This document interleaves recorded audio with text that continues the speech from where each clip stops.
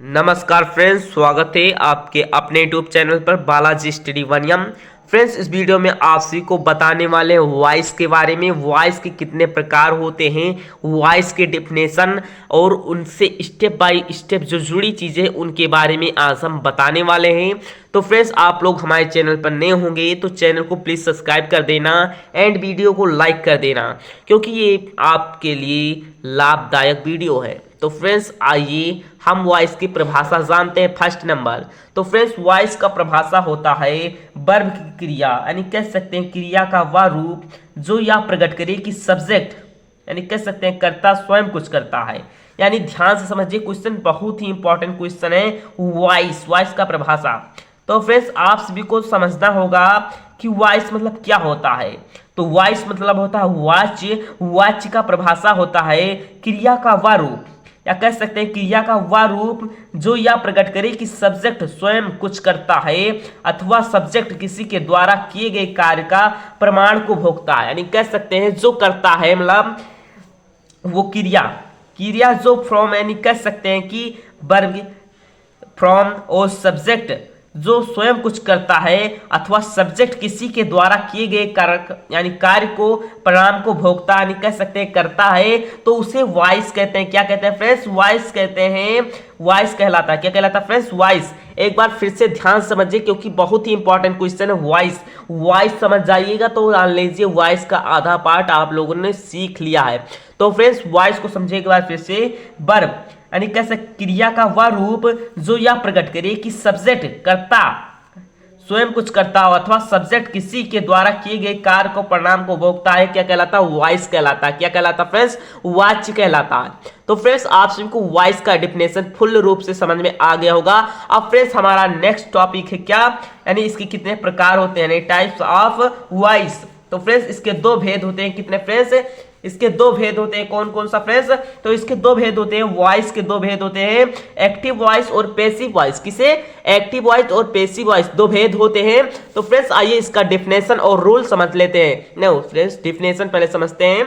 तो friends active voice और passive voice का डेफिनेशन होता है फ्रेंड्स, एक्टिव वॉइस वाक्य कर्ता प्रधानता होता है, अर्थात वाक्य में कर्ता को, यानी यहाँ पर लिखा हुआ ध्यान से समझिए, एक्टिव वॉइस में लिखा हुआ फ्रेंड्स। तो फ्रेंड्स एक्टिव वॉइस को ध्यान से समझिए, क्योंकि एक्टिव वॉइस जो हमारे वॉइस का फर्स्ट, यानी कह सकते हैं फर्स्ट भेद है या एक पहला प्रकार है, एक्टिव और पैसिव वॉइस। तो फ्रेंड्स एक्टिव वॉइस का डेफिनेशन होता है वाक्यकर्ता को प्रधान होता है, यानी कह सकते हैं वाक्य जो कर्ता होता है सब्जेक्ट वो प्रधान होता है वाक्य का, अर्थात यानी कह सकते हैं अर्थात वाक्य में कर्ता को प्रधानता दी जाती है। यानी कह सकते हैं किसी वाक्य में, जैसे वाक्य मतलब जैसे कह सकते हैं राम बाजार जाता है तो हमें राम यानी राम को प्रधानता दिया गया। कौन जा रहा था फ्रेंड्स? राम बाजार जा रहा था, तो उसे राम को कैसे कहते हैं? प्रधानता दी जाती है। यानी कह सकते हैं कि कर्ता को प्रधानता दी जाती है। किसमें फ्रेंड्स? तो एक्टिव वॉइस में कह सकते हैं कि कर्ता को यानी प्रधानता दी जाती है। तो फ्रेंड्स आप सभी को वॉइस समझ में आ गया होगा, एक्टिव वॉइस। अब फ्रेंड्स इसका सेकंड वाला रूल है, यानी कह सकते हैं सेकंड वाला पार्ट है जिसे हम कहते हैं पैसिव वॉइस।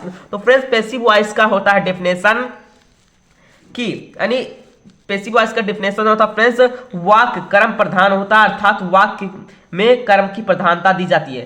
तो फ्रेंड्स इसका एग्जांपल भी दिया गया है।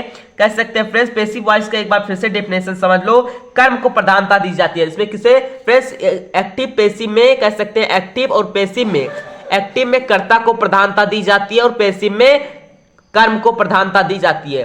तो फ्रेंड्स इसे कह सकते हैं कि एक्टिव वाक्य कर्म प्रधानता होता है, अर्थात वाक्य में कर्म की प्रधानता दी जाती है।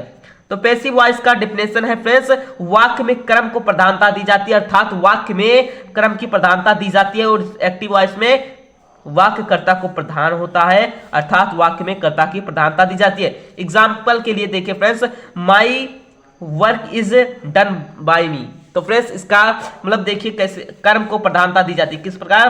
कर्म को। तो माई मतलब मेरा होता है, वर्क मतलब कार्य, यानी कार्य को यानी कर्म को प्रधानता दी जाती है। माई वर्क मतलब काम, यानी इसे प्रधानता दी जाती है। जिस प्रकार एक्टिव वॉइस को एग्जाम्पल के लिए आई डू माई वर्क। तो फ्रेंड्स इसमें आई को मतलब दिया गया है, कर्ता के रूप में दिया गया है, जिसे इसे प्रधानता दी जाती है।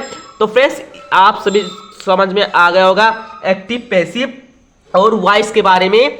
तो फ्रेंड्स आप सभी को समझ में आ गया होगा इन सभी मतलब क्वेश्चन के बारे में। तो फ्रेंड्स अगर अब हम नेक्स्ट वीडियो में बताने वाले हैं इसके रूल मतलब कितने प्रकार के होते हैं और कैसे बनाया जाता है एक्टिव वॉइस। तो फ्रेंड्स आप लोग हमारे चैनल को सब्सक्राइब कर दीजिए, क्योंकि मैं मिल रहा हूं अगले वीडियो के लिए आप सभी के साथ अगले वीडियो में। फ्रेंड्स मिलते हैं अगले वीडियो, तब तक के लिए जय हिंद जय भारत। आज की वीडियो में बस इतना ही।